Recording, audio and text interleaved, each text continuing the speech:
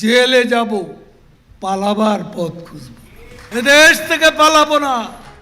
আওয়ামী লীগের সাধারণ সম্পাদক ওবায়দুল কাদের পালাবো না, কোথাও পালাবো না, এমন কথাই বলেছিলেন তিনি।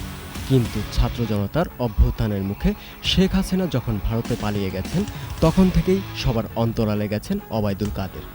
কেউ বলছেন তিনি 5 আগস্ট যশোর সীমান্ত দিয়ে ভারতে চলে গেছেন, আবার কেউ দাবি করছেন তিনি সংযুক্ত আরব আমিরাতে অবস্থান করছেন। তবে প্রবাসী সাংবাদিক ইলিয়াস হোসাইন চাঞ্চল্যকর তথ্য প্রকাশ করেছেন।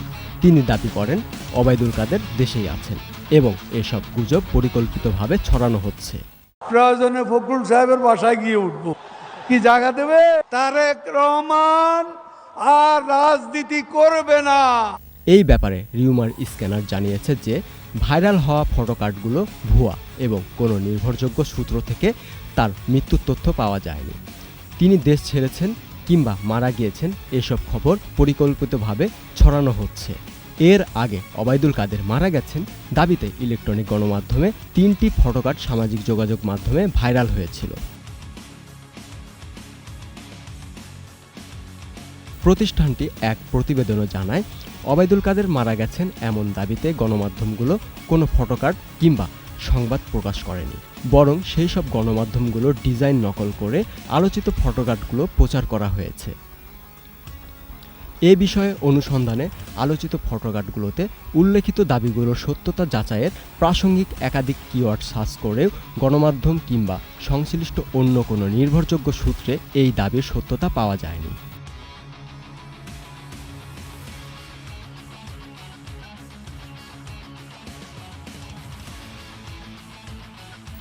যদিও কিছু গণমাধ্যমের খবরে বলা হয়েছে আত্মগোপনে থাকা বেশিরভাগ নেতারাই তার খোঁজ নেওয়ার চেষ্টা করছেন। আওয়ামী লীগ সরকারের পতনের পর যে সব নেতারা ভারতে অবস্থান করেছেন তারা আওয়ামী লীগ সরকারের পতনের জন্য ওবায়দুল কাদেরকেই দোষছেন। তাদের ধারণা ওবায়দুল কাদের দিল্লিতে থাকতে পারেন এবং তাদের মধ্যে উদ্বেগ রয়েছে, কারণ তার সঙ্গে দেখা হলে বিব্রতকর পরিস্থিতি সৃষ্টি হতে পারে বলে জানান পলাতক নেতারা। অবশ্য কেউ কেউ এখনও বলছেন কয়েক দফা সীমান্ত পার হওয়ার চেষ্টা করেও ব্যর্থ হয়েছেন ওবায়দুল কাদের।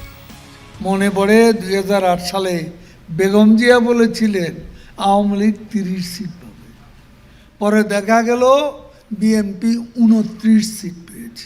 এখন পর্যন্ত ওবায়দুল কাদেরের অবস্থান নিয়ে কোনো স্পষ্ট তথ্য পাওয়া যায়নি, তবে গুজব ও বিভ্রান্তি থেকে সতর্ক থাকতে হবে।